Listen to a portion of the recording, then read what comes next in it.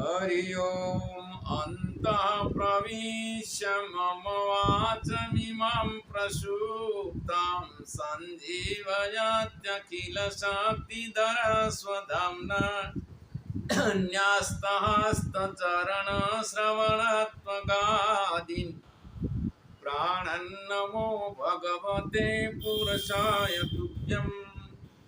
धर्मानुरागी सत्य में मातृशक्ति परमात्मा की असीम कृपा से हमें सत्संग का लाभ मिला है। आज का विषय है धन प्रशंसा।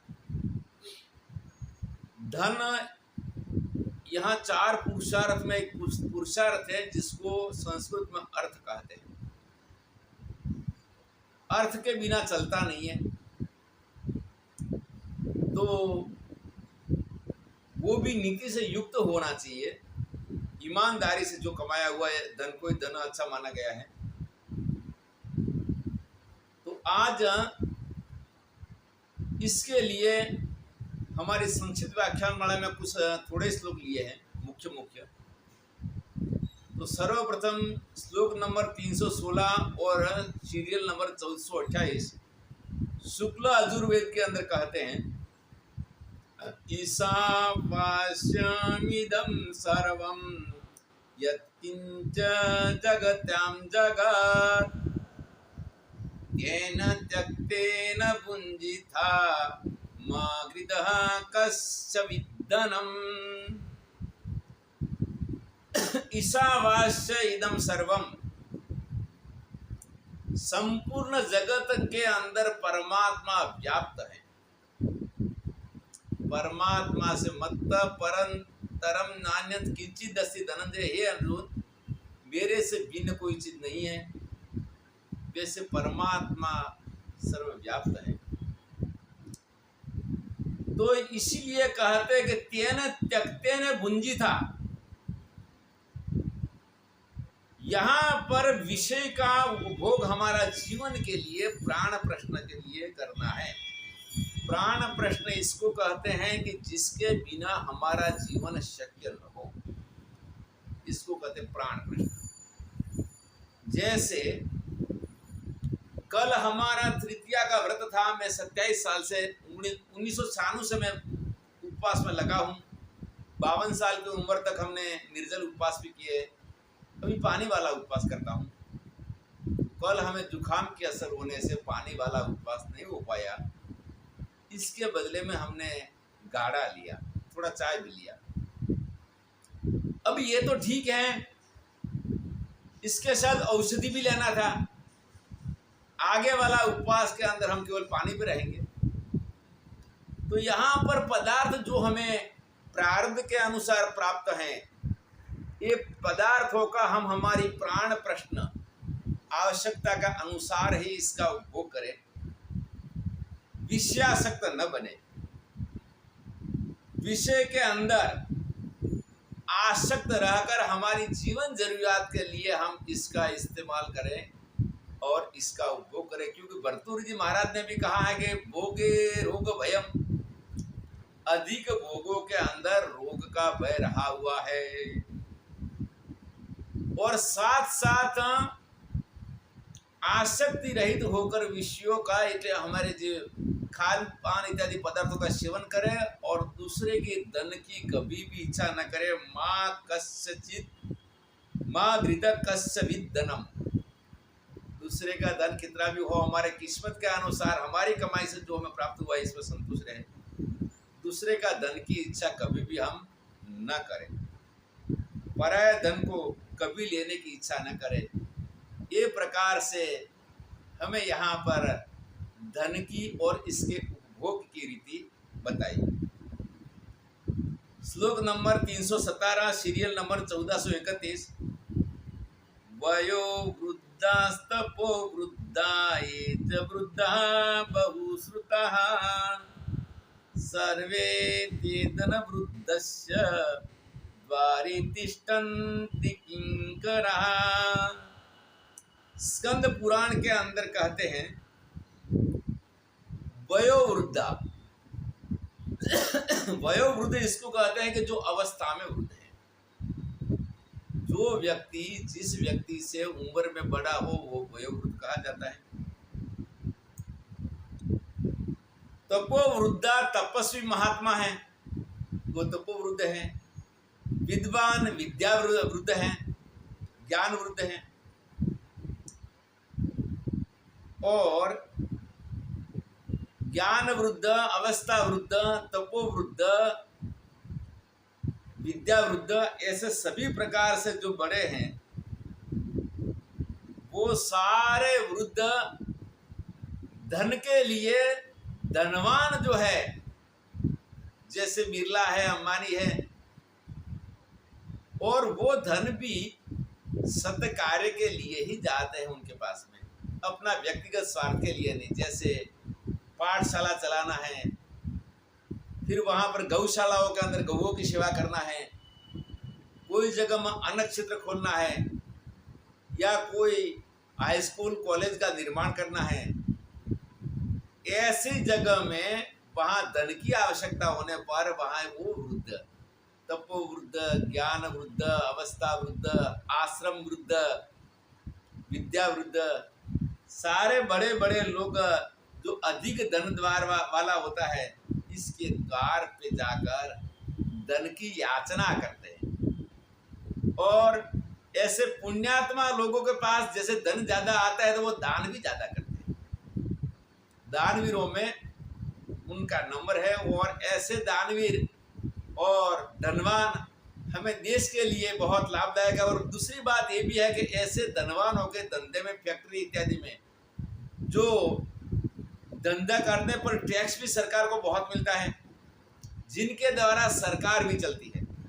सरकार का खर्चा टैक्स के ऊपर है, और टैक्स वही वो देते हैं कि जिनके पास उद्योग ज़्यादा हो, वो ज़्यादा उद्योग वाले ही उनको टैक्स दे पाते हैं। ये करके ज़्यादा धनवान है उनके द्वार पे खड़े रहते हैं। श्लोक नंबर 318, सीरियल नंबर 1434। पूज्यते यद पूज्योपि यद गम्योपि गम्यते, वंदते यद वंद्योपि स प्रभावो धनस्य च। अब कई जगह में धनवान बहुत होता है, बहुत धनवान व्यक्ति वास्तव में जो पूज्य नहीं है। पूज्य इसको कहते हैं कि जो तपोवृद्ध हो, आश्रम वृद्ध हो, ज्ञान वृद्ध हो, विद्या वृद्ध हो, और महान कर्मयोगी हो, जो निरंतर अपना जीवन कर्म योग के अंदर ही व्यतीत करता है, केवल अपना जीवन परोपकार के लिए करता है, वो पूज्य होते हैं। अब बहुत धनवान है वो व्यक्ति इस लक्षण से रहित है, जो ज्ञान वृद्ध नहीं है, तपो वृद्ध नहीं है, लेकिन धन वृद्ध है, तो भी इस धन से इसकी पूजा होती है। पूजा का मतलब यहाँ पर फूलहारों से, आरती से नहीं, सम्मान से। सभी जगह में इसको बुलाते हैं, बुलाने से वो दान भी करता है, इसको फूलहार करते हैं, बड़ी प्रशंसा करते हैं, और दूसरे पंडित और संत भी इसको वहाँ पर वेद मंत्रों से आशीर्वाद देते हैं, क्योंकि वहाँ धन की जरूरत है और वो धन देता है। तो अपूज्यो पूज्यते अपूज्यो, अपूज्य की पूजा धन से हो जाती है। और साथ साथ अगम्योपि गम्यते, अगम्य जिसके पास जाने योग्य नहीं है, समझ लो कि ऐसे व्यक्ति के पास में जो इतना तपस्वी है, तपस्वी नहीं है, वहाँ पर ज्ञानी नहीं है, साथ साथ वो कोई आश्रम वृद्ध सन्यासी भी नहीं है, वहाँ हमें इसके पास जाने की जरूरत भी नहीं है। क्यों उसके पास जाए? लेकिन जब भी धन की जरूरत पड़ती है, हमें सत्कार्यों के लिए कॉलेज, वहाँ पर हॉस्पिटल, साथ साथ में मंदिर या पाठशाला, गुरुकुल, हमारे सत्कार्यों के लिए वहाँ पर धन की बिना तो चलता नहीं है। तो इसके पास जाने की जरूरत नहीं है, लेकिन वहाँ धन के लिए जाना पड़ता है। अगम्य मतलब वहाँ जाने की बिल्कुल जरूरत नहीं है, इसके साथ बात करने की जरूरत है, पर इसके पास धन बहुत है, तो इसको भाई कहे कि ये सत्कार्य में तुझे पुण्य मिलेगा, तो तू ये धन दीजिए, इसीलिए जाना पड़ता है। अब आगे कहते कि वंद्यते यद अवंद्योपि, नमस्कार भी वहां पर इसको करना पड़ता है, वो नमस्कार के योग्य नहीं है। नमस्कार के योग्य हमने आगे बताए हैं, जो ज्ञान वृद्ध अवस्था वृद्ध तपो वृद्ध, ये लोग नमस्कार के योग्य है, वो नमस्कार के योग्य नहीं है। तथापि वहां पर इसको वंदन करता है, कैसे हो मेरे भैया, इसकी प्रशंसा करना पड़ता है। क्यों? धन से, ये सारा प्रभाव धन का है। श्लोक नंबर 319 सीरियल नंबर 1440 शुक्राचार्य नीति में कहते हैं, शुक्राचार्य नीति में बताएगा, अर्थस्य पुरुषो दासो दासत्वर्थो न कस्यचित्, अर्थो अर्थाय तत्तेव सर्वदा यत्नमास्थितः। अर्थस्य पुरुषो दासो, जो पुरुष है, मानव है, वो अर्थ का दास है, परंतु धन किसी का दास नहीं बनता। धन के लिए, धन का उपार्जन के लिए, रक्षण के लिए मानव व्यक्ति प्रयत्नशील रहता है, पर धन ने किसी के लिए प्रयत्न नहीं किया। इसीलिए सभी प्रकार से प्रयत्न करके और नीति युक्त ईमानदारी से प्रयत्न करके धन को जुटाना चाहिए, और धन को जुटाना चाहिए, और धन के द्वारा ही हम व्यक्तिगत सुख को भोग सकते हैं, दान कर सकते हैं, हम राष्ट्र के लिए भी इस धन को दे सकते हैं। परंतु जब धन नहीं है तो इसके बिना चलेगा नहीं। हमारी आदेश है कि सभी गृहस्थ भाई बड़ी मेहनत के साथ में ईमानदारी से अपना जीवन व्यतीत करें, सुबह शाम भगवान का नाम ले, और धंधा के अंदर अच्छी तरह वहाँ लगे रहकर धनोपार्जन अच्छा करें। सीरियल श्लोक नंबर 320 सीरियल नंबर 1442, धनमाहुः परम धर्मम धने सर्वं प्रतिष्ठितम्, जीवन्ति धनिनो लोके मृता एव त्वधना नरः। महाभारत उद्योग पर्व में कहा है, धनमाहुः परम धर्म, धन ही परम धर्म है, धन सर्व प्रतिष्ठित, और धन के अंदर ही सबकी प्रतिष्ठा है। समझ लो कि आश्रम है, आश्रम में संत महात्मा कोई व्यवसाय धनोपार्जन के लिए नहीं करते हैं, सारा धन दान से आता है, और जैसा दान आता है वैसा आश्रम चलता है। एक बार बहुत बड़ा आश्रम था, और वो आश्रम भी बड़ा आश्रम बना था लोगों के दान से, भक्तों के दान से। अब बीच में ऐसा आया कि आश्रम की आवक हट गई, तो आश्रम जीर्ण शीर्ण हो गया। आश्रम जीर्ण शीर्ण होने पर आश्रम के महंत ने फिर एक प्रतिष्ठित महात्मा को आश्रम दे दिया कि भगवान अभी ये आश्रम हमारा है, मैं तो तभी जा रहा हूँ, मेरा शरीर छूट रहा है, पर आप इस आश्रम को ठीक बनाइए। ये करके बहुत प्रयत्न करके धन को प्राप्त करना चाहिए कि धन के द्वारा धन को प्राप्त करना सत्कार्य के लिए जरूरी है, और वही बहुत बड़ा धर्म है गृहस्थ के लिए, क्योंकि धन के अंदर ही सबकी प्रतिष्ठा है। जैसे अभी हमारा देश के अंदर आर्थिक स्थिति ठीक है, एक बार लाल बहादुर शास्त्री जी के समय में देश के अंदर काफी धन की कमी आने से शास्त्री जी ने कहा कि भाई सोमवार का व्रत रखो। खाने पीने के लिए ये हिंदुस्तान इतना स्वावलंबी नहीं था, तो ये करके धने सर्व प्रतिष्ठित, जीवंती धनिनो लोके, संसार में धनी लोग जितने हैं, धनी लोग जितने हैं वो इनके ऊपर दूसरे मजदूर लोग निर्भर करते हैं। जीवंती धनिनो लोके मृता मृता ये दना नरा। जीवंती ये कहते हैं कि बहुत सारे मजदूर हैं जो मजदूर फैक्ट्रियों में काम करते हैं, बिल्डरों के पास काम करते हैं, किसान बड़े किसानों के पास खेतों में काम करते हैं, कॉन्ट्रैक्टरों के पास काम करते हैं। अब वहां उनका जीवन इस धनी का धन के ऊपर धंधा करके है, और जिनके पास धन नहीं है वो जीवन भी उनका मृत के समान इसीलिए है कि जैसा लाओ वैसा खाओ, जैसा लाओ वैसा खाओ। एक बार हम करुणा के समय में कामाख्या पर्वत पर थे, तब कुछ लॉकडाउन काफी समय का हुआ, तो वहां पर सिख भक्तों ने और उनके साथ दूसरे लोग भी सहयोग में आए, उन्होंने लंगर चलाए। लंगर चला के गरीबों को रोज भोजन एक बार खिलाते थे, क्योंकि उनका जीवन, उनके पास जितना कमाते थे इतना खाते थे, उनके पास बचत जैसा कुछ था नहीं।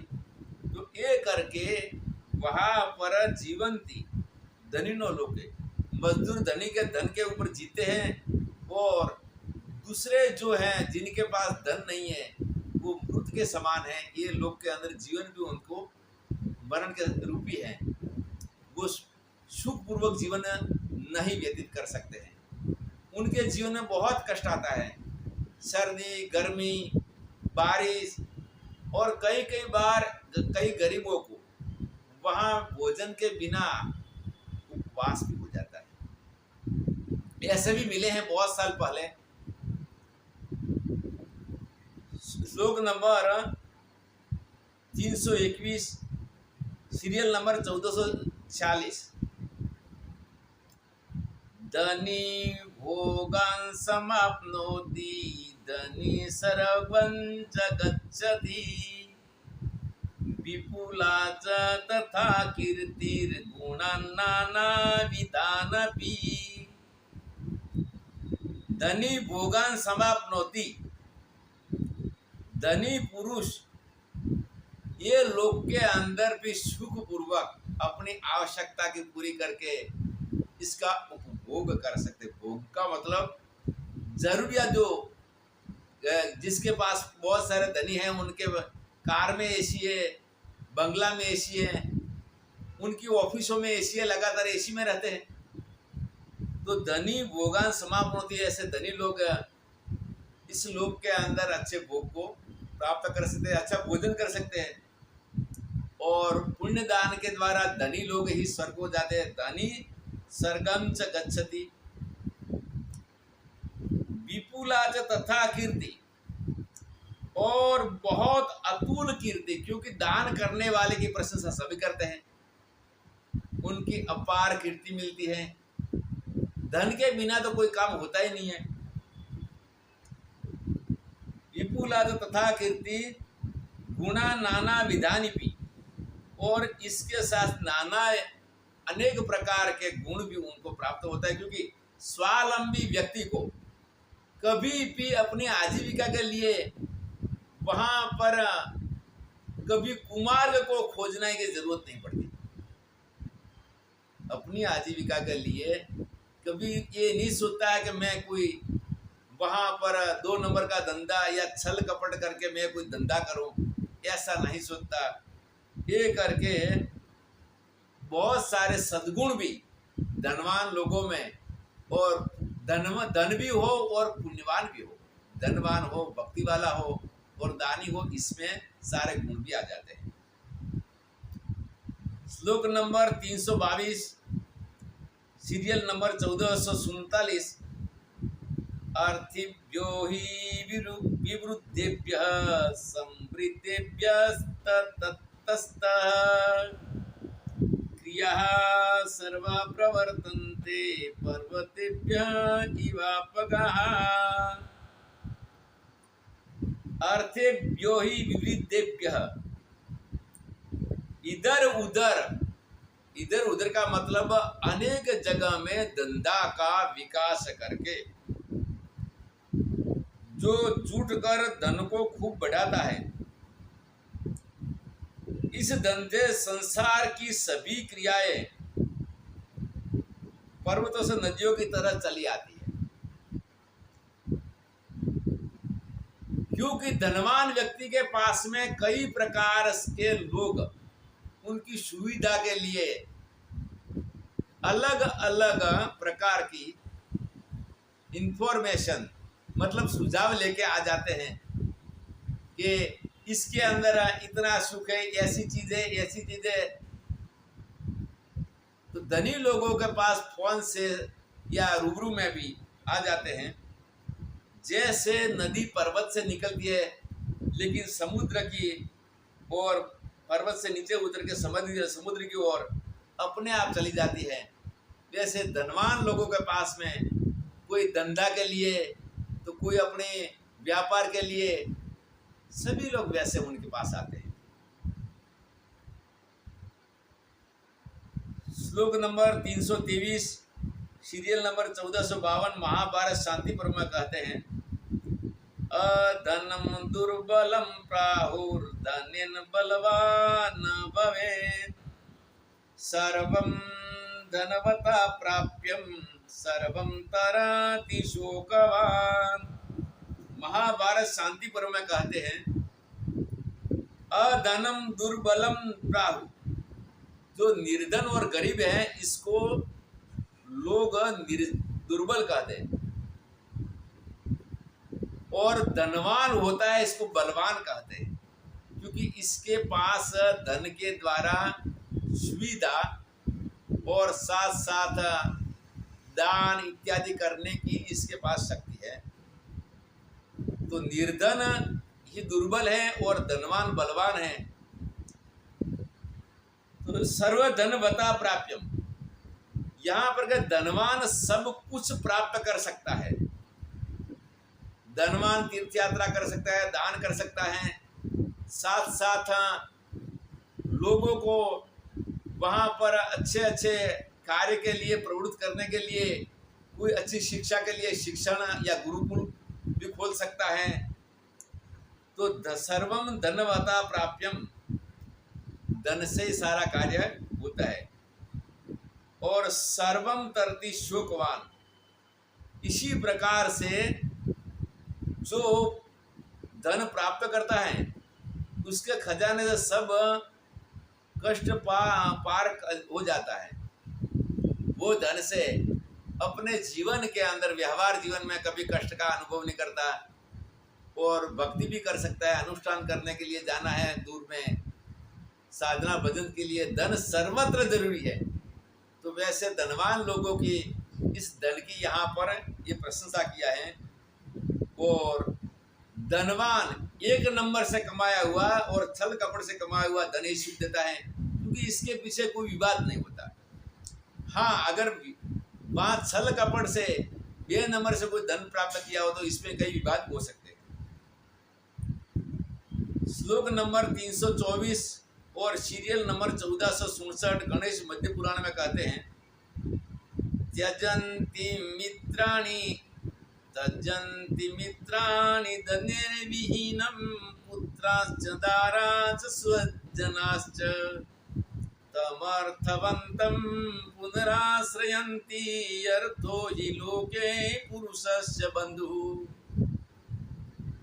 त्यजन्ति मित्राणि धनेर्विहीनम, जारे धन से रहित व्यक्ति गरीब हो जाता तो मित्र भी वहां पर त्याग करते हैं कि भाई इसके पास जाने से क्या हमारा सम्मान होगा, क्या हमें सुख मिलेगा, वो नाश्ता पानी तो कराएगा नहीं। तो मित्र भी निर्धन का त्याग करते हैं। साथ साथ पुत्र स्त्री और बंधु लोग भी उसे छोड़ देते हैं। पुत्र अगर वहां पर सच्चा पितृभक्त है तो वो छोड़ेगा नहीं, पर समझ लो कि पुत्र अलग देश में धंधा करता है या अलग जगह में धंधा करता है और यहाँ पर माता पिता के व्यवसाय ठीक नहीं है तो वो भी इसको छोड़ देते हैं। स्त्री भी कई जगह में उनके डाइवर्स हो गए हैं। शुरुआत में उन्होंने विवाह किया और बाद में वो ज़्यादा गरीब बन गए तो कई जगह में स्त्री का भी डाइवर्स, स्त्री छोड़ देती है। साथ साथ में उसके जो बंधु लोग हैं वो भी इसके दुश्मनी नहीं करते, लेकिन इसके साथ कोई संबंध खास रखते नहीं है, वो भी छोड़ देते हैं। तो यहाँ पर इसी जगत के अंदर अर्थ की प्रधानता है, फिर धनी हो जाने पर उसका आश्रय भी लेते हैं। निर्धन व्यक्ति का कोई आश्रय नहीं ले, धनी का आश्रय ये लेते हैं। वह मजदूर लोग अपनी मजदूरी के लिए, दूसरे कोई अपने धंधादारी इसके पास ब्याज से पैसे भी लेते हैं, तो कोई वहां पर सत्कर्म के लिए कर्मयोगी उससे दान भी लेते हैं। ये करके यहाँ पर धन का ही आश्रय सब लेते हैं। अतः धन ही पुरुष का सच्चा बंधु है। मानव का धन जो एक अर्थ, चौथा पुरुषार्थ है, जिस अर्थ के बिना कोई चलता नहीं। हमारे आश्रमों के अंदर कुछ संत महात्मा बोले कि हम पैसों को छूते नहीं है, पैसों को छूते नहीं है, तो उनके कपड़े भी बिना पैसे आते नहीं है। भोजन गृहस्थों के घर से वो भिक्षा करते हैं, या गृहस्थों को गृहस्थ भोजन उनको देने के लिए जाते हैं, वो भी बिना पैसे बनता नहीं है।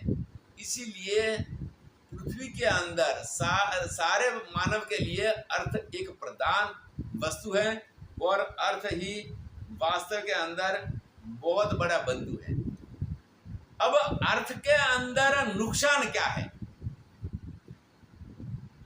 अगर इस सत्कार्य के लिए वापरा है तो वहां पर अर्थ है, वो इससे अगर वहां पर पाप कर्म प्रवृत्त होने पर अनर्थ हो जाता है।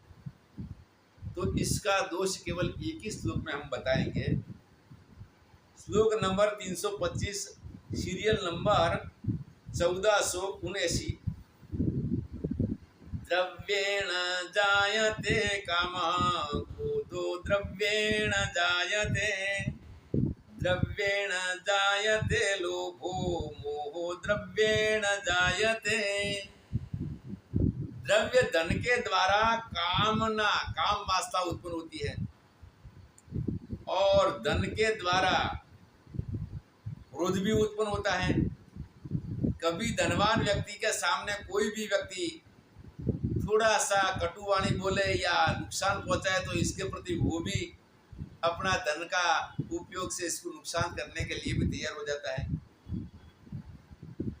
द्रव्येण जायते लोभ, और धन के द्वारा लोभी भी बढ़ता है। अगर पुण्य करता रहेगा तो लोभ नहीं बढ़ेगा, अन्यथा लोभ भी बढ़ता है।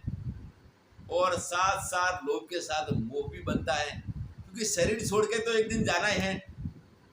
पर मोह ऐसा हो जाता है कई कई जगह में, कुछ लोगों को, जैसे माता, छोटा बच्चा और इसके छोटा बच्चा हो, इसी अवस्था में माता चली जाती, तो बच्चे में जीव रहने पर माता के वहां पर बच्चे के पीछे प्रेत योनि में भी रह जाती है। ये करके वैसे धन के अंदर मोह भी ज्यादा हो जाता है। तो ये चार प्रकार के अंदर काम, क्रोध, लोभ और मोह, चारों धन से अगर इसका ठीक रूप से उपयोग नहीं करेंगे तो बढ़ सकता है। इसीलिए धन का प्रशंसा बहुत श्लोक में किया और दोष एक ही श्लोक में किया। यहाँ पर हमारा धन विषय अध्याय संपूर्ण हुआ। हरि ओम तत्सत।